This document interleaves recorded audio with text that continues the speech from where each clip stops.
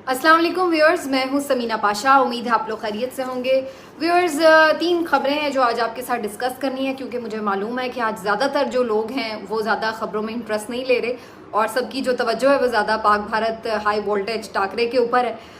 यकीनन आप लोग इसको भी देखने में मसरूफ़ होंगे, लेकिन जब आप फ्री हो जाएंगे तो यकीनन आप देखना चाहेंगे कि मुल्क के क्या हालात वाक़यात हैं, तो उसके हवाले से भी बात करनी बड़ी ज़रूरी है। बाकी मैच के ऊपर अगले व्लॉग में तफसीलन बात करेंगे जब तक मैच किसी नतीजे तक पहुंच चुका होगा। अच्छा जी, आज जो खबरें हम कर रहे हैं उसमें पहले तो एक बड़ा सोशल मीडिया पर क्लिप वायरल हुआ है मिसाल मलिक साहिबा का, उसके ऊपर बड़ी तनकीद हो रही है, तो उसके ऊपर थोड़ी बात करेंगे कि उसमें गलत क्या है और सही क्या।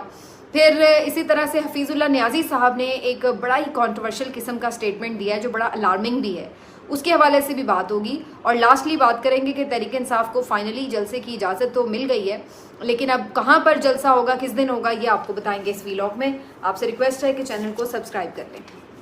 तो सबसे पहले यहीं पे बात शुरू कर लेते हैं जी मिसाल मलिक साहिबा के हवाले से। मिसाल मलिक साहिबा का जो तारुफ है वो इससे पहले तो सिर्फ ये तारुफ था उनका कि हुर्रियत रहनुमा यासीन मलिक साहिबा की अहलिया हैं और इस वजह से हर कोई उनकी रिस्पेक्ट भी करता है और उनको बहुत प्यार भी देता है और एक कश्मीर की रिप्रेजेंटेशन है वो हमारे मुल्क में, तो जाहिर है हर कोई उनको टीवी चैनल्स पर भी बुलाता है, उनके साथ एक रिस्पेक्ट का ताल्लुक है और वो एक पढ़ी लिखी खातून है, तो जाहिर सी बात है एक उनके जो हस्बैंड हैं उनकी जो एक खिदमात हैं आज़ादी के लिए, जितनी जद्दोजहद है, उनकी जो कुर्बानियाँ हैं, और अब तो वो इस वक्त कैद में है, उम्र कैद की सज़ा बल्कि सज़ाए मौत की सज़ा दी जा चुकी है उन्हें। अभी उस पर अमल दरामद तो नहीं हुआ लेकिन जाहिर है कि उन्हें सुनाई गई है। तो अब ये सारी सूरत हाल के बाद जाहिर है कि उनसे एक हमदर्दी का एलिमेंट तो अपनी जगह मौजूद है, लेकिन मिसाल मलिक साहिबा को ये इस दफ़ा जब ये निगरान हुकूमत बनी है तो उसमें उन्हें इंसानी हुकूक का वज़ीर भी बनाया गया है, ह्यूमन राइट्स की वो वज़ीर भी हैं, निगरान। तो इस सिलसिले में ज़ाहिर है कि वो अपने खिदमात अंजाम दे रही हैं। वैसे तो इस हुकूमत में, निगरान हुकूमत में जो लोग भी शामिल हैं वो किसी न किसी वजह से बिला वजह आप समझ लें कि बहुत सारे जो लोग हैं उनकी नापसंदीदगी की वजह बन चुके हैं और लोग समझते हैं कि जो भी इस सेटअप का हिस्सा है उसका कहीं ना कहीं इस सारे जो एक गदर मचा हुआ है उसमें कुछ ना कुछ जाहिर है, फिर इसका मतलब है वो भी कहीं उसको सपोर्ट कर रहा है, उसका हिस्सा है, उसमें शामिल है। तो इसलिए ये जितना भी निगरान सेटअप है, मैं ऑनेस्टली आपको बता रही हूँ, उससे लोग पसंद नहीं कर रहे और उसमें चाहे कुछ लोग तो हैं जो बहुत वोकली अजीबोगरीब आके गुफ्तगू करते हैं, तो वो तो एक तनकीद का निशाना बनते ही हैं, लेकिन इसके साथ साथ जो लोग नहीं भी तनकीद का निशाना बन रहे लेकिन अगेन इस पूरे सेटअप में जो भी हिस्सा है उससे लोग पसंद नहीं कर रहे। मिसाल मलिक साहिबा तो बहरहाल इंसानी हुकूक की वज़ीर थी, ऐसी कोई उनके ऊपर एतराज़ इससे पहले तो सामने नहीं आया था, लेकिन उन्होंने जेलों में कैदियों के साथ जो है कुछ गुफ्तगू की, मुलाकात की, जेलों का विज़िट किया और उसके बाद अडयाला जेल से भी उन्होंने इसी तरह से विज़िट करने के बाद जब मीडिया से गुफ्तगू की, तो मीडिया से गुफ्तगू के दौरान एक सवाल के जवाब में जो उनसे इमरान खान से मुतालिक पूछा गया कि क्या आपकी उनसे भी मुलाकात हुई, उनका क्या हाल था, क्या वो जेल में सहूलियात से मुतमईन थे वगैरह वगैरह, तो इससे मुतालिक जब उनसे सवाल किया गया तो जो उनका जवाब था उसने उनको काफ़ी ज़्यादा तनकीद का निशाना बनाया। उनका जवाब कुछ इस तरह से था कि देखिए जी, जिनकी आप बात कर रहे हैं वो हों या कोई भी हों, मेरे लिए सब बराबर हैं, और इस टाइप की उन्होंने उसको कवर अप करने की कोशिश की। अब उनके ऊपर तनकीद किस बात पे हो रही है? उनके ऊपर बेसिकली 2-3 बातों पे तनकीद हो रही है। पहली बात तो ये है कि जिस अंदाज से उन्होंने इमरान खान साहब का नाम लेना अवॉइड किया, उससे एक तासुर ये मिला कि जैसे आप जानबूझकर किसी को जैसे कमतर समझते हैं, तो इस तरह से आप उसका नाम नहीं ले रहे। हो सकता है कि बैक ऑफ द माइंड उनके ऊपर भी कोई प्रेशर हो के पता नहीं ये नाम मीडिया पे चलेगा या नहीं चलेगा इमरान खान का, अगर मैंने ले लिया तो शायद इस वजह से उन्होंने ये नाम ना लिया हो। लेकिन अब देखा जाए तो सारे जो वज़ीर वगैरह हैं वो आते हैं और मीडिया पे नाम ले लेते हैं, और मैंने भी अब अपने प्रोग्राम में इमरान खान का जो नाम है वो लेना शुरू कर दिया है। मैंने कहा कि देखती हूँ लेने पे क्या मुझे कोई रोका टोका जाता है या नहीं, तो मुझे नहीं रोका गया। तो इमरान खान साहब का जो नाम है वो ले लिया जा रहा है मीडिया पर, लेकिन शायद उनके बैक ऑफ द माइंड कहीं ये बात हो कि जी अभी तक भी ऑन एयर नहीं हो सकता नाम, इसलिए उन्होंने नाम लेना पसंद ना किया हो। लेकिन उनकी ये अगर हम तौजी सोच भी लें अपने तौर पर, तो इसके बावजूद भी जो उनका ओवरऑल आगे अंदाज था वो भी कुछ ऐसा नहीं था मुनासिब कि जिसके बारे में आप ये कह सकें कि वो कोई उनकी को एहतराम दे रही थी, बल्कि लग रहा था कि जैसे वो कोई तज़हीक कर रहे हैं कि मेरे लिए तो सब बराबर हैं, ये वो जितने भी लोग कैदी हैं, चाहे वो कोई छोटा चोर है कोई बड़ा चोर है, मेरे लिए सब बराबर है। भाई आप पहली बात तो ये कि वो आप कैसे ये डिक्लेयर कर सकती हैं कि कोई वो चोर है, पहली बात। और दूसरी बात ये कि जितने भी लोग कैद हैं, आपका उनके बारे में बात करना या एक मकबूल पार्टी रहनुमा के बारे में बात करना, तो उसमें एक अंदाज में फ़र्क होता है। और इस वक्त जब एक सेंसिटिविटी इस वक्त पाकिस्तान में उरूज पर है इस हवाले से लेकर के, तो उनका जो अंदाज था उसमें बड़ा एक आमियानापन था, जिससे ऐसा लग रहा था कि वो उनको लेट डाउन कर रही हैं, इमरान खान साहब को कोई अहमियत नहीं देना चाहती, बल्कि ना सिर्फ ये अहमियत नहीं देना चाहती बल्कि कहीं ना कहीं तज़हीक सी महसूस हुई उनकी करती हुई। और फिर जो तीसरी उनकी कंट्रोवर्शियल बात थी वो ये थी कि उन्होंने ये कह दिया गुफ्तगू में कि जनाब मुझे तो 22 करोड़ आवाम का मैंडेट मिला है, तो मैं तो फिर सबकी बात करूंगी क्योंकि मुझे तो सारी करोड़ों आवाम का मैंडेट मिला है। तो ये एक उनकी बहुत ही हकायक से बिल्कुल जिसको आप कह लें कि इदराक ना होने के मुतरादिफ गुफ्तगू थी, क्योंकि आपको 22 करोड़ का मैंडेट नहीं मिला। मैंडेट मिलने का मतलब तो ये होता है कि आप इलेक्शन जीत कर आए हैं और आपको वोट पड़े हैं और इसलिए लोग आपको सपोर्ट कर रहे हैं कि जी उन्होंने वोट दिए हैं। लेकिन आपने तो एक निगरान हुकूमत में एक आर्जी नौकरी है आपकी और आप एक आर्जी तौर पर तैनाती है आपकी और वो आप काम कर रहे हैं, तो आप ये क्लेम नहीं कर सकते कि आपको 22 करोड़ का मैंडेट मिला है। आपको मैंडेट नहीं मिला है, आपको सिर्फ एक साइन की गई है ड्यूटी जो आप कर रहे हैं। तो ये 2-3 बातों की वजह से वो काफ़ी तनकीद का निशाना बनी हुई हैं और सोशल मीडिया पर जो ख़ास तौर पर पीटीआई के लोग हैं वो काफ़ी ज़्यादा उनको बुरा लगा है मिशाल मलिक साहिबा का इस तरह से गुफ्तगू करना। वो इससे बेहतर अंदाज में इमरान खान साहब के लिए गुफ्तगू कर सकती थी और इसका ये बहुत तरीका हो सकता है कि मतलब आप बेशक ताकतवरों को नाराज़ भी ना करें लेकिन उन्हें फिर खुश करने की भी कोशिश ना करें। आप बहुत मोहतात अंदाज में भी एक मुनासिब गुफ्तगू कर सकते हैं जिसमें किसी की दिल आज़ारी ना हो।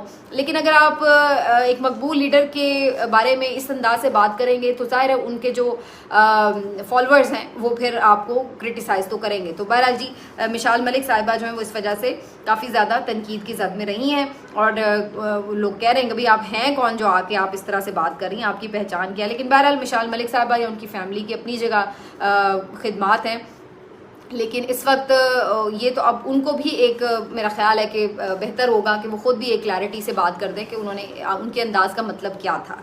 आगे बढ़ते हैं जी। हफीजुल्लाह नियाज़ी साहब ने एक टॉक शो में गुफ्तगू करते हुए जो रऊफ़ क्लासरा साहब से वो बात कर रहे थे, तो उन्होंने सीरियस फोरम पे एक बड़ी इंपॉर्टेंट बात की और वो बड़ी ख़तरनाक बात भी है। वो ये कहते हैं कि इमरान खान अगर किसी डील में कामयाब नहीं हुआ या उसने किसी तरह से कोई कॉम्प्रोमाइज़ नहीं किया तो उसकी जान को भी ख़तरा हो सकता है।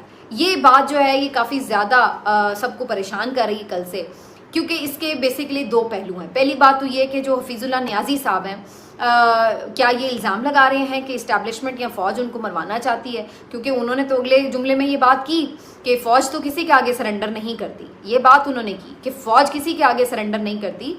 भुट्टो का भी आप हाल देख लें, वो भी जब अड़ गया था तो फिर वो रास्ते से हट गया था। तो खान का भी हाल ये हो सकता है, अगर ये कॉम्प्रोमाइज़ ना हुआ किसी बात पे तो फिर ये ज़िंदगी से भी जाएगा। तो हफीजुल्लाह नियाज़ी साहब एक तो सीधा सीधा ये इल्ज़ाम लगा रहे हैं कि इस्टेब्लिशमेंट इमरान खान साहब को मार देगी अगर उन्होंने उनकी बात ना मानी। अगर तो हफीजुल्लाह नियाज़ी साहब का ये इल्ज़ाम इसी तरह ही है और गलत है तो मेरा ख्याल है कि हफीजुल्लाह नियाज़ी साहब के खिलाफ फिर कार्रवाई होनी चाहिए कि आप इतने बड़े मुक़द्दस इदारे के ऊपर इस तरह के इल्ज़ाम क्यों लगा रहे हैं। और अगर उनका ये इल्ज़ाम दुरुस्त है तो फिर किसके खिलाफ कार्रवाई होनी चाहिए। और ये वो बात क्यों कर रहे थे, क्या वो हिस्ट्री की पॉइंट ऑफ व्यू से सिर्फ अपना एक एनालिसिस दे रहे थे या उनके पास कोई ऐसी इत्तलात हैं कि इमरान खान साहब की जान को ख़तरा है। फिर ये इसके ऊपर एक मेरा ख्याल है कि इंक्वायरी होनी चाहिए, क्योंकि ज़ाहिरी सी बात है, मेरा नहीं ख्याल है कि इदारा ये चाहेगा कि उसके ऊपर किसी किस्म का धब्बा लगे कि भाई कोई उस पर ये इल्ज़ाम लगाए कि वो किसी मकबूल लीडर को मारना चाहता है। वैसे भी जो हमारी तारीख़ है इस तरह से भरी पड़ी है। भुट्टो साहब की बात तो हर कोई अब खुलेआम ये बात कहता है कि भुट्टो साहब को बेसिकली मरवाया गया था, इस्टेब्लिशमेंट ने उन्हें मरवाया था। तो जाहिर सी बात है जब जनरल ज़िया के दौर में उनके साथ ये मामला हुआ तो उसके बाद वो धब्बा, वो कलंक का टीका कभी उतर नहीं सका। तो अब आप ये बात अगर कह रहे हैं कि जनाब इसी तरह से ये चीज़ें आगे खुदा न खास्ता कहीं परसू कर ली, हालांकि बेनज़ीर साहिबा के मामले में लोग कहते थे पहले कि उनकी जान को ख़तरा है, लेकिन उनका थोड़ा मल्टी डायमेंशनल था। उनसे तालिबान भी नाराज़ थे और इस्टेब्लिशमेंट के भी मसाइल थे, लेकिन मुशर्रफ साहब के साथ फिर उनकी एक समहाउ एक डीलिंग तो हो गई थी। लेकिन उसके बाद बहरहाल उनका जो एक मर्डर हुआ जिस अंदाज से हुआ और फिर उसको जिस तरह से कवर किया गया, उसकी सही इन्वेस्टिगेशन नहीं हुई, तो उसने फिर बहुत सारे सवालों को अपनी जगह खड़ा कर दिया कि इसमें कौन कौन इन्वॉल्व था, कौन कौन सहूलतकार था और कौन कौन सच में चाहता था कि वो दुनिया से चले जाएं। तो ये, और अब उसके बाद हम इमरान खान साहब के हवाले से अगर हफीजुल्लाह नियाज़ी साहब ये बात कर रहे हैं तो ये बड़ी ही कंट्रोवर्शियल बात भी है और ये बहुत ज़्यादा फिक्रमंदाना बात भी है, क्योंकि हर कोई पहले ही इस बात का खदशा जाहिर कर रहा है, ख़तरा जाहिर कर रहा है कि उनकी जान रिस्क पर है। 2-3 दफ़ा उनको ऑलरेडी अटैक किया जा चुका है और ये हमने देखा वज़ीराबाद में भी, उसके बाद जुडिशल कॉम्प्लेक्स में भी। तो उसकी वजह से जो उनके फॉलोअर्स हैं, जो उनके लीडर्स हैं, जो उनके कारकुन हैं, जो उनका वोटर सपोर्टर है, उसमें एक तशवीश की लहर है।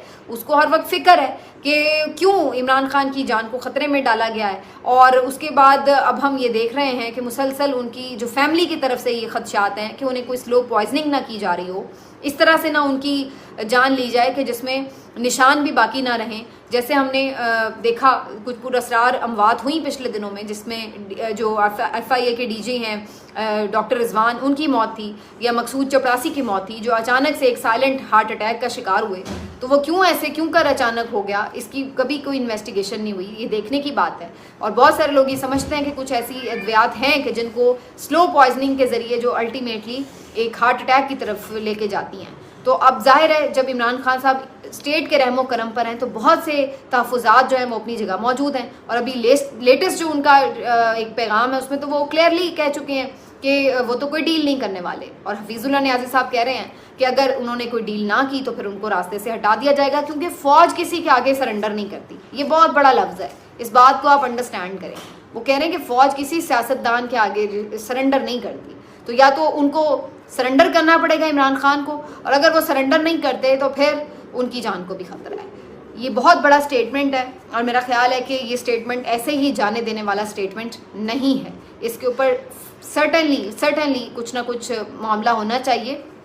और हफीजुल्लाह नियाज़ी साहब, मेरा नहीं ख्याल है कि इस मौके के ऊपर कोई गैर जिम्मेदाराना गुफ्तगू करके अपने गले में मज़ीद कोई मुसीबत डलवाएं। ऑलरेडी उनका बेटा जो है वो मिलिट्री कस्टडी में है, लेकिन समहाउ और द अदर, देखिए ये क्या है, ये कोई मैसेज भी है क्या इसके पीछे, ये भी देखना ज़रूरी है कि क्या उनके थ्रू कोई मैसेज तो नहीं है ये कि पहुँचाया गया। तो ये बहुत सारी चीज़ें हैं, इसको बहुत सारे एंगल से देखने की ज़रूरत है। उसके बाद मैं लास्टली ज़रा बस इतनी बात कर दूं कि जो PTI को जलसे की इजाज़त नहीं मिल रही थी, लाहौर हाई कोर्ट की तरफ से ये फिर कहा गया कि अगर वो जलसा नहीं करेगी तो फिर कोई भी सियासी जमात जलसा नहीं करेगी, जिसके बाद अब रजामंदी जो है वो जाहिर की जा रही है इंतज़ामिया की तरफ से। और जो उनका वेन्यू था लिबर्टी ग्राउंड का, उसको चेंज करने पर जब बात आई है तो फिर PTI ने अब 2 नए वेन्यूज़ जो हैं वो तजवीज़ कर दिए हैं DC को। देखते हैं कि उनको इजाज़त मिलती है नहीं। उन्होंने कहा है कि या तो उन्हें मोची दरवाजे के बाहर जो बाबा ग्राउंड है वहाँ पर जलसे की इजाज़त दे दी जाए, या फिर सेशन कोर्ट के बाहर जो एक ग्राउंड है वहाँ पर जलसे की इजाज़त दे दी जाए। और अब 16 की बजाय 19 अक्टूबर जो है वो जलसे की तारीख मुकर्रर की जाएगी। ज़ाहिर है 1 दिन तो इंतज़ामात में भी लगते हैं। तो अब देखते हैं जी DC साहब इनमें से कौन सा ग्राउंड जो है वो चूज़ करके देते हैं PTI को। लेकिन उन्होंने पूरा कॉपरेशन दिखाई। अब कल को ये ना कोई कहे कि जी उन्होंने कोई कॉपरेशन नहीं दिखाई, वो अड़े रहे कि नहीं जी हमने वहीं करना है। उन्होंने एक तरीके से जो SOPs हैं उसके मुताबिक दरख्वास्त भी दी, अदालत से भी फ़ैसला ले लिया। उसके बाद उन्होंने अगर ऑप्शन दिया कि भाई आप चेंज करें, वो उसके लिए भी तैयार हुए हैं। तो अब कोई फ़िलहाल तो रुकावट नज़र नहीं आती, लेकिन रुकावट डालने वाले तो बहुत कुछ रुकावट डाल सकते हैं। और मैं हल्का सा अपने खदशे का इजहार कर दूं कि मुझे इस बात का भी खदशा है कि कहीं पर भी PTI के किसी भी जलसे में कोई शर्मंगेज़ी का वाक़या भी हो सकता है, किया जा सकता है, ताकि आगे भी फर्दर उनको इसी बुनियाद के ऊपर फिर रोका जा सके कि देखें जी फ़लाँ वक्त में फ़लाँ आपके साथ एक नाखुशगवार वाक़या वहाँ पे हुआ था। अल्लाह ना करे, अल्लाह सबकी हिफाजत फरमाए। लेकिन इस वक्त जो हम एक साजिशियों के टोले पे में घिरे हुए हैं, उसमें आप कुछ भी एक्सपेक्ट कर सकते हैं कि ये किसी भी चीज़ को रोकने के लिए कुछ भी कोई छोटी मोटी ऐसी शरारत कर दें, को पटाखा चला ही दें कि चलो भाई उसके बाद एक टेरर भी फैल जाए और एक वजह भी मिल जाए कि जी आइंदा ना जलसे करवाने पड़े PTI के। तो ये चीज़ देखनी पड़ेगी। आपको याद होगा, मुझे याद आ रहा था 2013 के इलेक्शन में पीपल्स पार्टी या अवामी नेशनल पार्टी भी बिल्कुल खुल के कैंपेन नहीं कर सके थे और उनके जलसों को भी दहशतगर्दों की तरफ से काफ़ी निशाना बनाया गया था। और ये वो आज तक कहते हैं कि हमें उस वक्त लेवल प्लेइंग फील्ड नहीं मिली थी। आजकल भी खैर वो तो ये कह रहे हैं कि लेवल प्लेइंग फील्ड नहीं मिल रही। तो लेवल प्लेइंग फील्ड जब ना देनी हो तो उसके फिर कई तरीके होते हैं। उस दौर में पीटीआई भी जलसे कर रही थी, नवाज शरीफ भी जलसे कर रहे थे, लेकिन पीपल्स पार्टी उस तरह खुल के जलसे नहीं कर पा रही थी। और अब जो वो सूरत हाल है, खैर उस वक्त पीपल्स पार्टी की इतनी वर्ष में भी ना सिचुएशन हो जिस वक्त पीटीआई के लिए, इनको तो बिल्कुल ही कोई सांस लेने का भी मौका नहीं मिल रहा है। तो इस वक्त जो सूरत हाल है वो पीटीआई के लिए यही है। देखते हैं कि 19 अक्टूबर को वो जलसा करते हैं या नहीं, लेकिन ये बड़ा इंटरेस्टिंग होगा कि उस जलसे में कितने लोग आते हैं और खिताब के लिए कौन आता है, क्योंकि जो मेन लीडरशिप है इस वक्त वो तो हमें या तो रूपोश या फिर जेलों में बंद नजर आती है। मिलते हैं आपसे अगले वीलॉग में, अपना ख्याल रखिए, अल्लाह हाफिज़।